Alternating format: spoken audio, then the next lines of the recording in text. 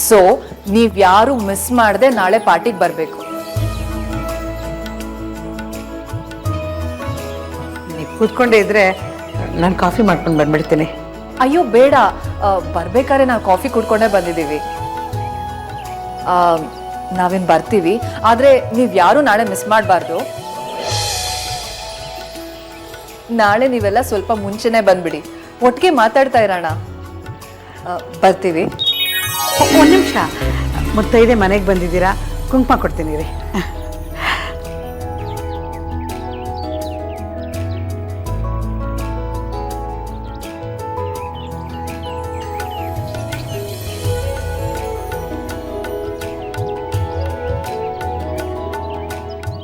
ಓ, ಬಂದೇ ಬಿಟ್ಲ.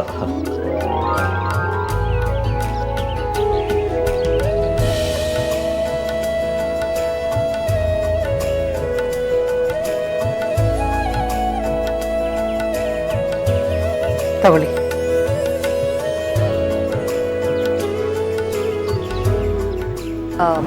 ಸರಿ, ನಾವಿನ್ ಬರ್ತೀವಿ, ಆದ್ರೆ ನಾಳೆ ಮಿಸ್ ಮಾಡದೆ ನೀವೆಲ್ಲರೂ ಬರ್ಬೇಕು. ಖಂಡಿತ. ಸರಿನಪ್ಪ.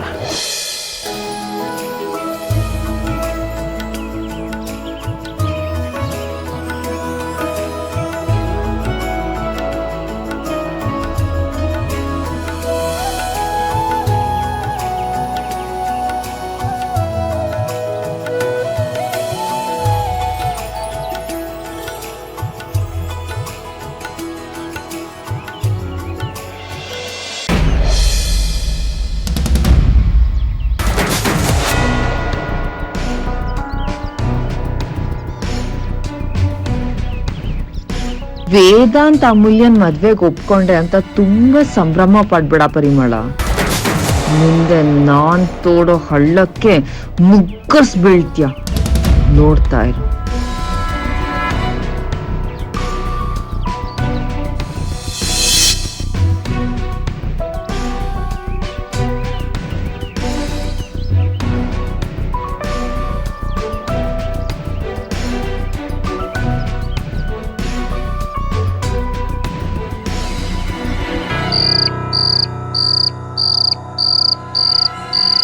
ಯಾವ ಬಟ್ಟೆ ಹಾಕೊಂಡು ಹೋಗೋದು ಪರಿ?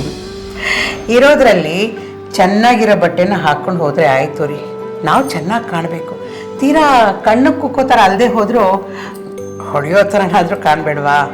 ಆದರೂ ನಮ್ಮ ತನನ ನಾವು ಯಾಕೆ ಬಿಡಬೇಕು? ನಾವು ಹೇಗಿದ್ದೀವೋ ಹಾಗೇ ಇರಬೇಕಲ್ವಾ? ಬದಲಾವಣೆ ಅಗತ್ಯ ಇದೆಯಾ? ಸ್ವಾಭಿಮಾನ ಬಿಟ್ಟು ಓಡಾಡಿ ಅಂತ ನಾನು ಹೇಳಿದ್ನೇನ್ರಿ. ನನ್ನ ಮಾತಿನ ಅರ್ಥ ಅದಲ್ಲ. ಘನತೆ ಗೌರವ ಅಂತೂ ಸರಿದೂಗ್ಸೋಕ್ಕಾಗಲ್ಲ. ಆದರೆ ಅವ್ರು ನಮ್ಮನ್ನು ಕೀಳಾಗಿ ನೋಡೋ ಥರ ನಾವು ಇರಬಾರ್ದಲ್ವಾ? ಇಷ್ಟಕ್ಕೂ ನಮ್ಮ ಉದ್ದೇಶ ನಮ್ಮ ಮಕ್ಕಳ ಜೀವನ ಚೆನ್ನಾಗಿರಬೇಕು ಅನ್ನೋದೇ ಅಲ್ವಾ? ಸರಿ ಬಿಡು, ನೀನು ಇಷ್ಟು ಹೇಳಿದ್ಮೇಲೆ ನಾನು ನಿರಾಸೆ ಮಾಡಲ್ಲ. ಅಂಜು ಅತಿಥಿನೂ ಜೊತೆಲಿದ್ದಿದ್ರೆ ಚೆನ್ನಾಗಿರ್ತಿತ್ತು. ಹೌದು, ಚೆನ್ನಾಗಿರ್ತಿತ್ತು. ಆದರೆ ಏನು ಮಾಡೋಕ್ಕಾಗತ್ತೆ? ನಾನು ಹೋಗೊಂದು ಆಟೋ ಹಿಡಿತೀನಿ. ರಾಜನ ಆಟೋದಲ್ಲೇ ಹೋದರೆ ಅರ್ಥ ಬೇರೆ ಹೊರಡ್ಬೋದು. ಧ್ರುವನ ಆಟೋನೇ ಅಲ್ಲ, ನಾವು ಯಾವುದೇ ಆಟೋಲ್ಲಿ ಹೋದರೂ ಬೇರೆನೇ ಅರ್ಥ ಬರುತ್ತೆ. ನೀವೊಂದು ಕಾರ್ ಹಿಡೀರಿ. ಅವ್ರ ಯೋಗ್ಯತೆಗೆ ನಾವು ಸಮನಾಗಿ ನಿಲ್ಲೋಕ್ಕಾಗಲ್ಲ. ಆದರೆ ಈ ಹಿಂದೆ ಅವ್ರ ಮನೆ ಕಾರ್ಯಕ್ರಮಕ್ಕೆಲ್ಲ ಹೋದಾಗ ಏನೇನೆಲ್ಲ ಆಗಿತ್ತು ಅಂತ ಸ್ವಲ್ಪ ಯೋಚನೆ ಮಾಡ್ಕೊಂಡು ನೋಡಿ. ನಾವು ಹೇಗೆ ಬಂದಿದ್ದೀವಿ ಅನ್ನೋದ್ರ ಮೇಲೆ ಅವ್ರು ನಮ್ಮನ್ನು ಅಳಿಯೋಕ್ಕೆ ಶುರು ಮಾಡ್ತಾರೆ. ಮತ್ತೆ ಅವರು ಅದೇ ಧಾಟಿಲಿ ಮಾತಾಡೋಕ್ಕೆ ಶುರು ಮಾಡಿಬಿಡ್ತಾರೆ. ನಾವು ಕಾರಲ್ಲೇ ಹೋಗಿ ಇಳಿಯೋಣ. ನಾನು ಕಾರ್ ಕೇಳ್ತಿದ್ದೀನಿ ಅಂತ ನೀವು ಬೇರೆ ರೀತಿ ಅರ್ಥ ಮಾಡ್ಕೋಬಾರ್ದು. ನಿನಗೆ ಹಾಗೆ ಬಲವಾಗಿ ಅನ್ನಿಸ್ತಾ ಇದೆ ಅಂದರೆ ಹಾಗೇ ಆಗಲಿ ಬಿಡು. ನಾನು ರಾಜಂಗೆ ಹೇಳಿ ಕಾರ್ ಬುಕ್ ಮಾಡಿಸ್ತೀನಿ. ನನಗೂ ಯಾವುದಾದ್ರು ಒಂದು ಬಟ್ಟೆ ತೆಗೆದಿಡು.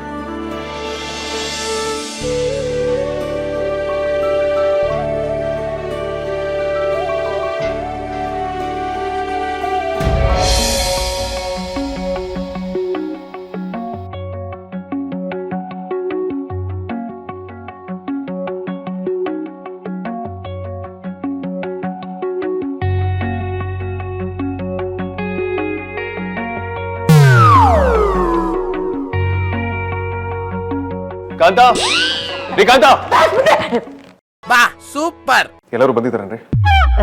ನೀವು ಇರೋ ಬರೋರ್ನೆಲ್ಲ ಕರೆದಿದ್ದೀರಾ ಬಾಸ್? ಹೇಯ್ ಶರಾಪ, ಕೇಳಿದ ಮಾತು ಉತ್ತರ ಕೊಡಿ. ಸುಹಾಸಿನಿ ಮೇಡಮ್, ಅವ್ರ ತಮ್ಮ, ನಿಮ್ ತಂಗಿ, ನಿಮ್ ಅಜ್ಜಿ. ಕಾಂತ, ಸಂಬಂಧ ಹೇಳಿದೆ ಅಷ್ಟೇ ಬಾಸ್. ಅದನ್ನ ಒತ್ತಿ ಬಯ್ಯೋ ಮೀನಿಂಗ್ ಅಲ್ಲ. ನಾನು ಅವ್ರ ಬಗ್ಗೆ ಎಲ್ಲರೂ ಕೇಳಿದ್ದು. ಗೊತ್ತಾಯ್ತು ಬಾಸ್. ಸುಹಾಸಿನಿ ಮೇಡಮ್ ಫ್ರೆಂಡ್ಸ್ ಕೆಲವರು ಆನ್ ದ ವೇ ಇದ್ದಾರೆ, ಇನ್ನು ಕೆಲವರು ಈಗ ಮನೆ ಬಿಟ್ಟೆ ಅಂತ ಮೆಸೇಜ್ ಕಳ್ಸಿದ್ದಾರೆ. ಸುಹಾಸಿನಿ ಮೇಡಮ್ ಫ್ರೆಂಡ್ಸ್ ಕೆಲವರು ಆನ್ ದ ವೇ ಇದ್ದಾರೆ, ಇನ್ನು ಕೆಲವರು ಈಗ ಮನೆ ಬಿಟ್ಟೆ ಅಂತ ಮೆಸೇಜ್ ಕಳ್ಸಿದ್ದಾರೆ. ಪಕ್ಕೇನೋ ಅಲ್ಲ ರೀ. ಅವರು ಅಲ್ಲ, ಇವರು ಅಲ್ಲ. ಹಾಗಾದ್ರೆ ಅವ್ರು ಬಿಟ್ಟು ಅವ್ರು ಯಾರು? ಮೇಡಮ್ ಕರೆಕ್ಟ್ ಟೈಮಿಗೆ ಬಂದ್ರಿ ಮೇಡಮ್, ದೇವತೆ ತರ. ಬಾಸ್ ನನ್ನ ತುಂಬಾ ಕನ್ಫ್ಯೂಸ್ ಮಾಡ್ತಾ ಇದ್ದಾರೆ. ಅದು ಯಾರು ಬರ್ಬೇಕು ಅಂತ ನನಗಂತೂ ಗೊತ್ತಾಗ್ತಾ ಇಲ್ಲ ಮೇಡಮ್.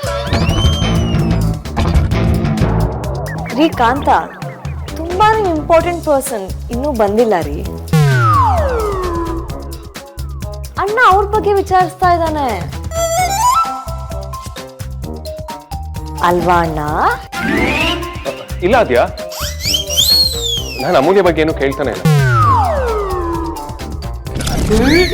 ಅಯ್ಯೋ ಬಾ, ಮೇಡಮ್ ಅಮೂಲ್ಯ ಬಗ್ಗೆ ಏನು ಹೇಳಲೇ ಇಲ್ವಲ್ಲ.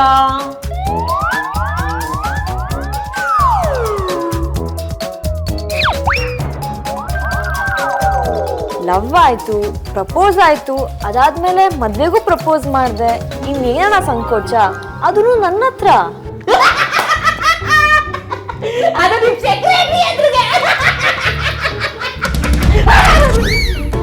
ಇನ್ನೊಂದು ಸ್ವಲ್ಪ ಅಪ್ಗ್ರೇಡ್ ಆಗ್ಬೇಕು ಅಗ್ರಜ. ಇವಾಗೆಲ್ಲ ಸೋಷಿಯಲ್ ಮೀಡಿಯಲ್ಲಿ ಪರಿಚಯ ಆಗಿ, ವಾಟ್ಸ್ಆಪ್ ಅಲ್ಲಿ ಲವ್ ಆಗಿ, ವಿಡಿಯೋ ಕಾಲ್ ಅಲ್ಲಿ ಮದುವೆ ಆಗ್ತಾ ಇದೆ. ನೀವು ಇನ್ನ ದುಷ್ಯಂತ ಸಾಕುತ್ತಲೇ ಕಾಲದಲ್ಲೇ ಇದ್ದೀರಾ. ಪರವಾಗಿಲ್ಲ, ಅಡ್ಬಾಯ್ ಹಾಕಿದ್ರು ಅಪರೂಪಕ್ಕೆ ಹೇಳ್ಬೇಕಾಗಿರೋ ವಿಷಯನ ಹೇಳಿದ ನಮ್ಮ. ನನ್ನ ಕಾಲಿಡಿಯೋದಕ್ಕೆ ಎಲ್ಲಿ ಚಾನ್ಸ್ ಸಿಗುತ್ತೆ ಅಂತ ಕಾಯ್ತಿರ್ತೀರಲ್ವಾ?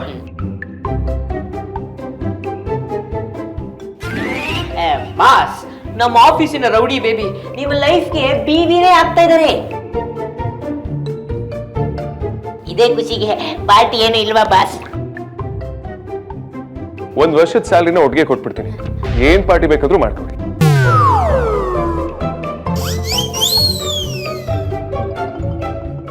ಏನ್ ಬಾಸ್ ನೀವು ಲೈಫ್ ಅಲ್ಲಿ ಇಂತ ಅದೃಷ್ಟ ಕುಲಾಯಿಸಿದ್ರು ನೀವು ರ್ಯಾಂಕ್ ಮೂಡಲ್ಲೇ ಇದ್ದೀರಾ. ಮೊದಲು ನಮ್ಮ ಎಂಗೇಜ್ಮೆಂಟ್ ಆಗಲಿ, ಆಮೇಲೆ ಪಾರ್ಟಿ ಎಲ್ಲ ಇಟ್ಕೊಳ್ಳೋಣ. ಅಪ್ಪ ದೇವ್ರೆ, ಕೊನೆಗೂ ನಮ್ಮ ಬಾಸ್ಗೆ ಹಾರ್ಟ್ ಇದೆ ಅಂತ ಕನ್ಫರ್ಮ್ ಆಗೋಯ್ತು. ಎಲ್ರೂ ಇಲ್ಲೇ ಇದ್ದೀರಾ? ಅಪ್ಪ ಅಮ್ಮ ಬಂದ್ರು. ಹೌದಾ? ಭದ್ರ